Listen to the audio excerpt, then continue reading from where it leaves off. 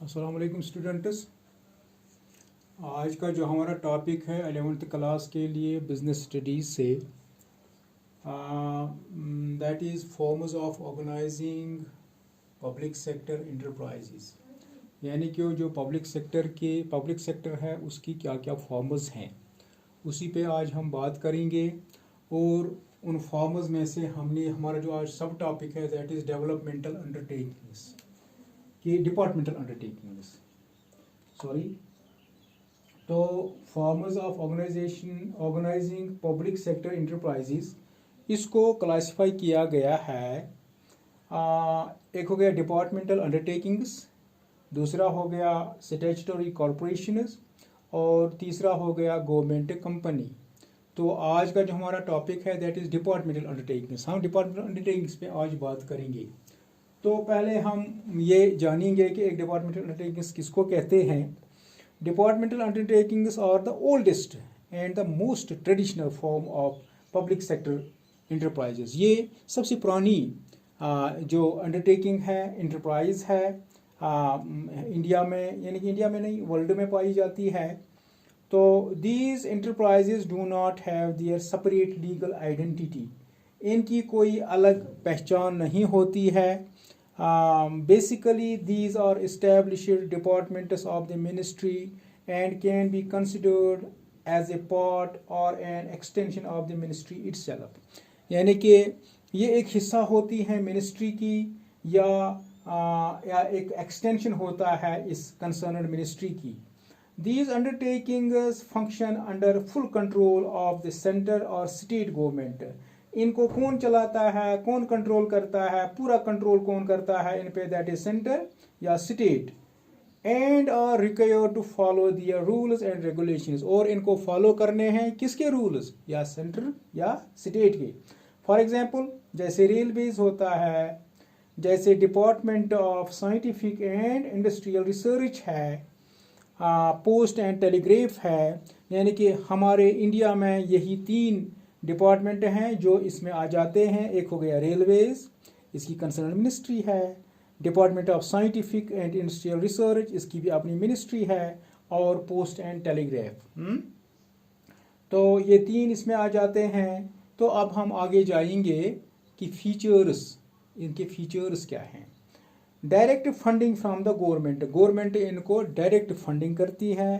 They are financed directly from the government treasury, that is consolidated fund of India and through annual budget of the government। और जो budget होता है वहाँ उसी से इसको फंडिंग मिल जाती है।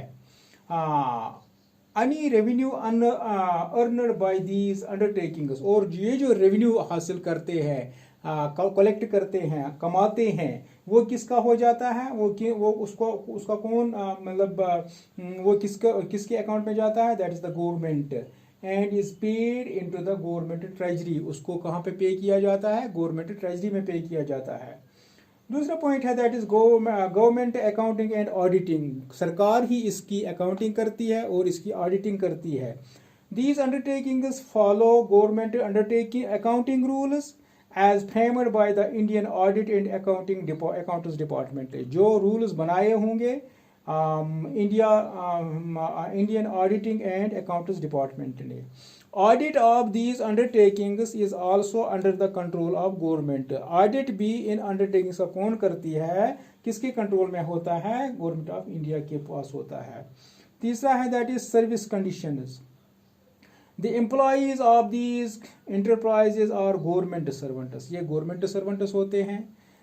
And their service conditions are same which are applicable to any other government servant। तो बाकी डिपार्टमेंट्स में जैसे employees होते हैं, जैसे उनके लिए सर्विस रूल्स, वैसी सर्विस कंडीशंस एंड रूल्स इनके लिए भी होते हैं।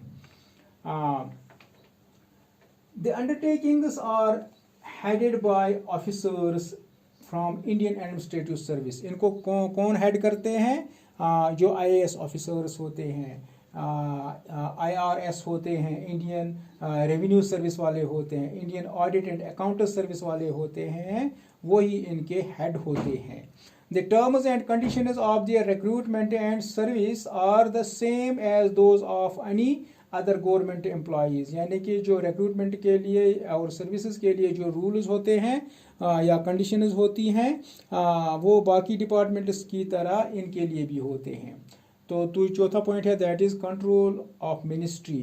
These undertakings are subdivision or part of the ministry under which they are expected to work. Hence, that ministry exercises full and direct control over such undertakings. Accountability to the ministry. These enterprises are established to assist the ministry in particular fields. यानी कि ministry को खास fields में उनकी मदद करनी है, इसीलिए इनको इस्टेब्लिश किया जाता है। Hence these enterprises are fully accountable to the ministry concerned. Sixth and the last that is the feature is that is government accounting. These undertakings are subject to government accounting and audit control. तो merits पे हम जाएंगे। Effective control of parliament, असरदार control यानी कि तकड़ा control ये करते हैं कौन, पार्लियामेंट इन पे करती है। These undertakings ensure effective control over their operations by the parliament. Annual reports of the undertakings are laid on the table of both the houses of the parliament. जो इनकी reports होती हैं annually वो table की जाती हैं, वो पेश की जाती हैं पार्लियामेंट के दोनों हाउसेज में। Hence parliament can effectively ensure the efficiency of these undertakings. इसलिए पार्लियामेंट इंश्योर करती है इनकी एफिशिएंसी के लिए। Public accountability. These undertakings are established for some specific work of the ministry. Sometimes government reviews the working of these undertakings. इनका review लिया जाता है उनके काम का किस तरह से, गवर्नमेंट ऑडिटिंग से। Hence they provide a high degree of public accountability. इसलिए यहाँ जो public accountability है वो ज़्यादा होती है।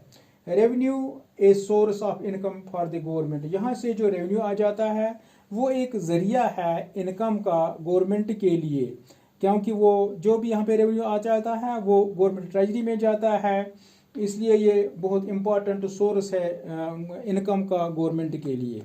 National security. These enterprises function under the direct control and supervision of the concerned ministry. Hence there is no danger to the national security. इसलिए मतलब कंट्री की सिक्योरिटी पे कोई इस पे असर नहीं हो जाता है। तो लिमिटेशंस पे जाएंगे। That is lack of flexibility. यहाँ पे फ्लेक्सिबिलिटी, हम खुद कुछ नहीं कर सकते हैं, इनिशिएट नहीं कर सकते हैं, मनमानी नहीं कर सकते हैं। Excessive control and rigid rules of the ministry reduce the flexibility of operations in these undertakings. Delay in decision making. यहाँ डिसीजन मेकिंग में डिले हो जाता है क्योंकि पार्लियामेंट ही इसको चलाती है या कंसर्न मिनिस्ट्री इसको चलाती है, तो उसमें बहुत टाइम लग जाता है। These enterprises fail to take prompt decisions because for each and every decision they have to obtain the approval from the concerned ministry. Employees and even heads of these enterprises are not allowed to take independent decisions. तो तीसरा point है that is bureaucracy hinders benefits of business opportunities. These enterprises are not able to take the full benefits of business opportunities. यानी कि ये जो enterprises हैं इनको पूरी तरह अच्छे से फ़ायदे हासिल नहीं करने के काबिल होते हैं। क्यों? Bureaucratic and conservative approach of the concern ministry hinders their initiatives. यानी कि वो कुछ करना चाहें प्रॉफिट्स के लिए यानी कि बेनिफिट्स के लिए, लेकिन रुकावट बन जाती है मिनिस्ट्री और bureaucracy. Red tapism. Departmental undertaking suffers from red tapism in its day to day working. जैसे actions are taken only after following proper channels of authority. तभी आप कुछ कर सकते हैं कि जब तक कि आप प्रॉपरली मतलब फॉलो न करें। For example, suppose if general manager of A departmental undertaking is out of town and in his absence large cases related to personal claims of employees, related to medical claims, and have leave travel concessions etc. were pending by his deputy general manager rather than handling those issues on his own. political interference. The political interference hinders the efficient working of these undertakings. Most of the time is elapsed in attending political meetings, implementing their recommendations, etc. यानी कि politics यहाँ पे interfere करती है. Consumer needs ignored. These enterprises are somewhat insensitive to consumer needs and do not provide adequate services to them. Thanks.